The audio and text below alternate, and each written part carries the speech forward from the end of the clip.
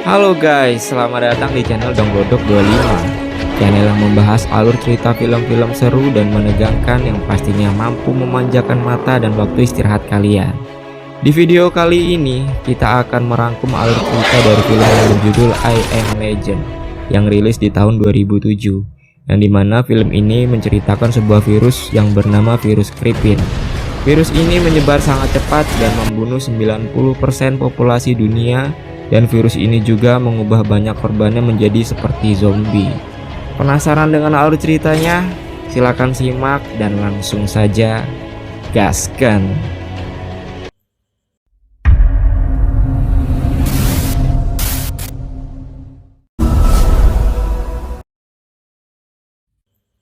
Di awal film kita diperlihatkan oleh seorang dokter yang bernama Alice Kripin yang sedang diwawancari di TV, yang katanya dia telah menemukan obat untuk kanker dan katanya sudah diuji coba ke 10.009 manusia dan semuanya berhasil sembuh.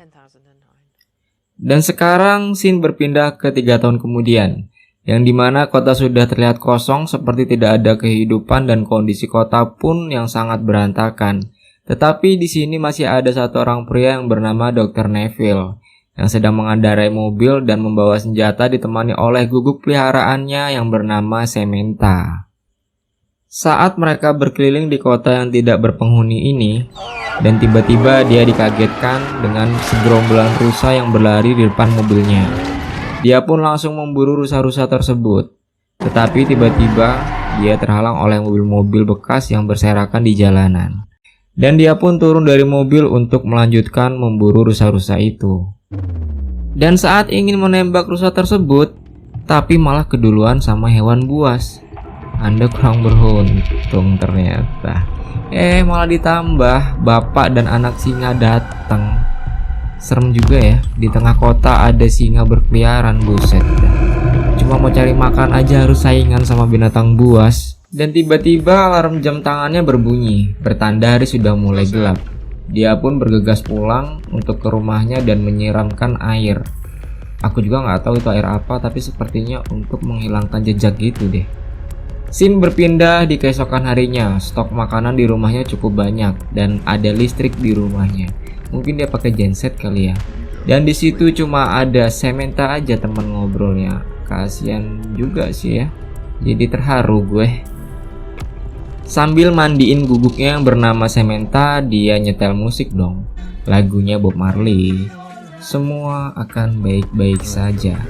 Dan tidak lama kemudian alarm jamnya berbunyi lagi. Dan langsung tersadar kalau hari sudah mulai malam. Dia pun langsung menutup jendela dan pintu rumahnya. Malam itu dia tidur dengan Samantha di dalam bathtub atau bak mandi gitu. Sementara di luar terdengar suara-suara yang sangat menyeramkan. Mungkin itu seperti suara zombie-zombie gitu ya. Dan dia tiba-tiba teringat di masa lalunya, di mana di awal mulai tersebarnya virus ini. Dia sedang mengantar anak dan istrinya ke rumah Bibi Sarah. Virus itu menyebar di semua negara, jadi di New York pun bakalan dikarantina. Tapi dia yakin bahwa akan menemukan obat penawarnya. Tapi istrinya tidak mau berpisah karena itu membahayakan suaminya. Pas lagi ngobrol serius, tiba-tiba ada zombie nabrak kaca mobilnya. Jebrak. Mata zombinya melem kali ya. Ada mobil jalan ditabrak. Keesokan harinya, bangun pagi olahraga dulu dong biar sehat. Setelah itu dia turun ke lantai bawah dan dia masuk ruang lab untuk mengecek hasil serum-serum yang sudah dia buat. Dan ada satu serum yang lumayan berefek pada tikus percobaannya. Hari ini dia keluar rumah untuk berburu hewan atau makanan ya yang mungkin bisa berguna kali ya. Saking gabutnya sampai-sampai patung dipakein baju, dikasih nama, panggilan, dan diajak ngobrol. Sepertinya dokter ini stres berat deh. Jadi selama ini dia mendapat persediaan makanan sekaligus alat-alat yang dia butuhkan itu dari rumah-rumah atau bangunan-bangunan yang ada di kota itu. Dan dia juga rutin nyariin di radio bahwa masih ada orang yang selamat dan bisa menemukan dia. Mungkin biar bisa pada kumpul gitu, terus diajak gibah bareng gitu kali ya. Ya terserah, pokoknya kita lanjut. Tiba-tiba ada rusa yang berlari dan Dr. Neville pun bersama Samantha mengejarnya hingga Samantha masuk ke dalam gedung. Dan Dr. Neville langsung panik dong. Mau tidak mau dia pun ikut masuk ke dalam gedung karena khawatir ada apa-apa dengan Samantha. Dan setibanya di dalam, dia melihat ada darah berceceran. Dia menelusuri darah itu dan di ujung lorong ada segerombolan zombie yang sedang mengelilingi sesuatu. Dan dia pun mundur perlahan lalu mendengar suara Samantha yang bersembunyi di kolong meja karena ketakutan. Dan ternyata pada saat Dr. Neville nyorot senternya ke arah depan Samantha, di situ ada zombie yang sedang makan rusa. Dan zombie itu langsung menyerang. Lalu Dr. Neville pun berlari keluar dan menerjang jendela. Dan ada salah satu zombie yang berhasil ikut sampai keluar gedung. Alhamdulillahnya, zombie-zombie di film ini tuh nggak tahan dengan sinar matahari. Jadi kalau siang hari mereka itu nggak keluyuran kemana-mana gitu loh. By the way, ini zombie atau vampir? Oke, kita lanjut. Dan setelah itu Dr. Neville memasang jebakan di depan gedung itu untuk menangkap zombie yang akan dijadikan bahan percobaannya. Dan pada akhirnya berhasil menangkap satu zombie. Dia pun langsung mencoba serum yang beraksi di tikusnya itu dan menyuntikkannya ke zombie perempuan ini.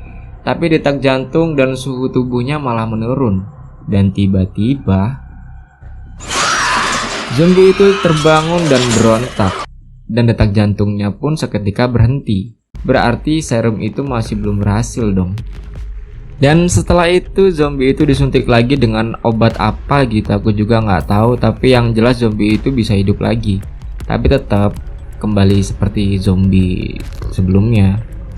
Di hari itu si dokter buat vlog video yang isinya kalau dia itu kebal terhadap penularan virus melalui udara ataupun fisik. Dan sejauh ini Samantha pun juga kebal terhadap penularan melalui udara. Tapi belum tahu juga kalau seandainya sampai tergigit oleh zombie-zombie itu. Dan dokter itu juga bilang kalau baru kali ini zombie-zombie itu berani menyerang keluar di siang hari. Mungkin karena mereka sudah merasa kekurangan makanan kali ya. Dr. Neville bermimpi lagi tentang masa lalunya, kenangan dimana waktu itu dia harus berpisah dengan anak dan istrinya. Ternyata anaknya memberi Samantha ke Dr. Neville untuk menemaninya.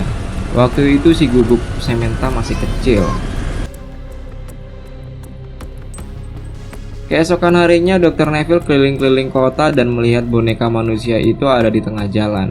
Dan dia bingung kenapa boneka itu bisa berpindah tempat. Pada saat ia ingin mendekat, dia seperti menginjak sesuatu dan mobil yang ada di belakangnya bergerak. Dan ternyata itu adalah jebakan. Jebakan yang dibuat sama persis seperti yang dibuat untuk menangkap zombie kemarin.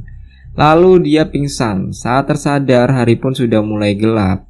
Dia berhasil melepaskan diri tetapi tidak sengaja pisaunya mengenai kakinya. Dan dari dalam gedung ada zombie yang melepaskan guguknya untuk menyerang dokter dan Samantha.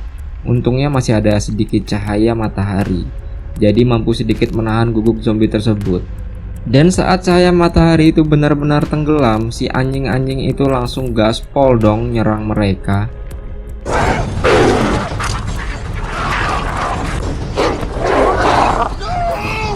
Dan pada akhirnya Samantha tergigit oleh zombie itu. Lalu Samantha dibawa pulang dan disuntikan antibiotik oleh si dokter. Dan si dokter bersedih sambil memeluk Samantha. Sampai pada akhirnya dia melihat Samantha mulai berubah menjadi zombie.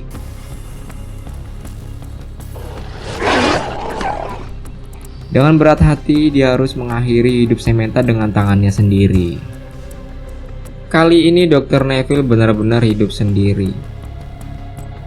Di malam harinya si dokter sudah benar-benar marah, memancing zombie-zombie dan menabraki zombie-zombie itu dengan mobil.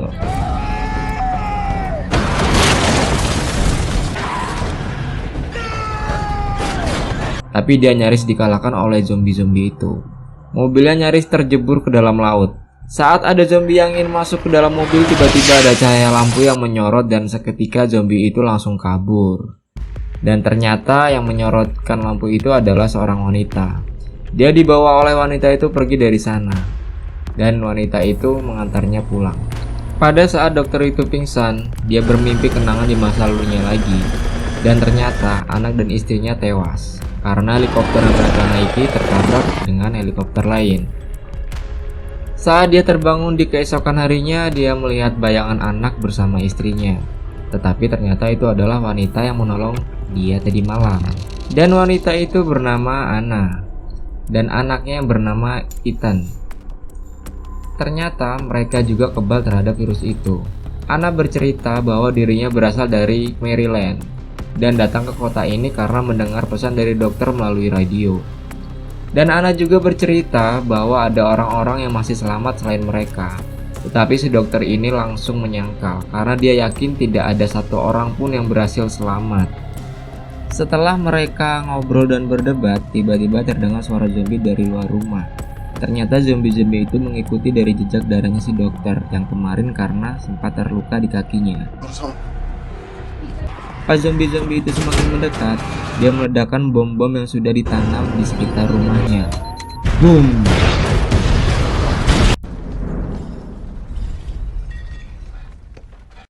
Lalu ia mengecek Anna dan Ethan di atas. Ternyata jendelanya hancur.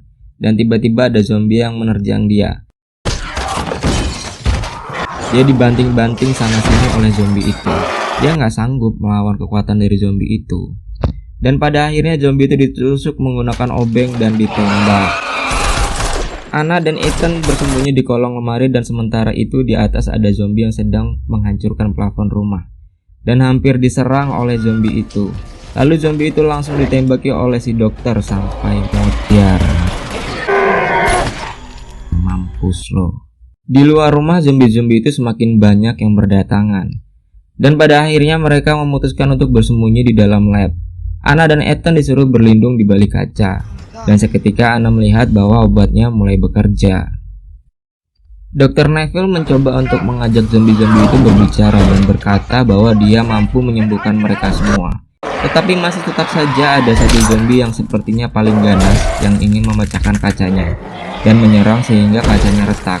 Dan ternyata retakan dari kaca itu berbentuk seperti kupu-kupu. Dan dokter seketika ingat tentang kata anaknya mengatakan tentang kupu-kupu. Lalu dokter melihat di belakang leher zombie wanita itu ada tato yang bergambar kupu-kupu. Mungkin itulah yang seperti Anna bilang, jalan dari Tuhan. Lalu Dr. Neville mengeluarkan zombie wanita itu dari ruangan kaca.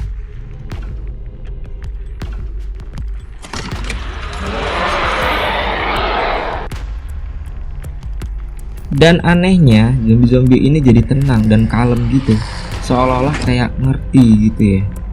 Setelah itu, dokter langsung nyuntikin obat biar zombie itu tersadar kembali.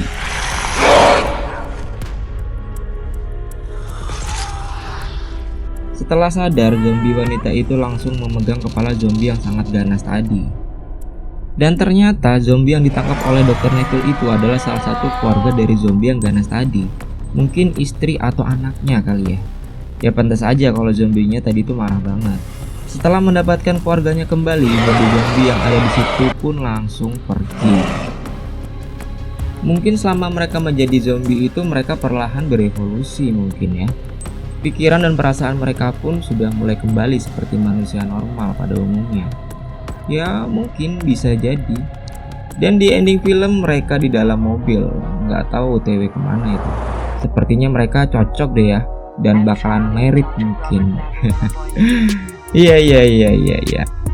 Nah, itulah tadi rangkuman alur cerita dari film I'm Legend. Semoga kalian dapat terhibur dengan video ini. Jangan lupa subscribe dan like video ini, tinggalkan komentar di bawah. Nantikan video-video alur cerita film yang lebih seru selanjutnya. Saya akhiri. Wassalam, bye-bye.